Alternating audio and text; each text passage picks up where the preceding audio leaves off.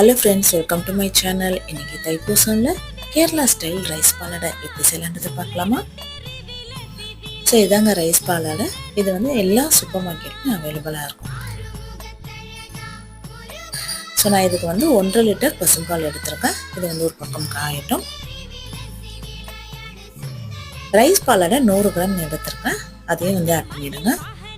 சர்க்கரை 225 கிராம், அதையும் ஆட் பண்ணிக்கோங்க. அந்த இது பேக்கெட் பின்னாடியே வந்து எப்படி செய்யணும் அப்படின்ற இன்ஸ்ட்ரக்ஷன் இருக்கும். அதுபடி தான் நான் செய்கிறேன்.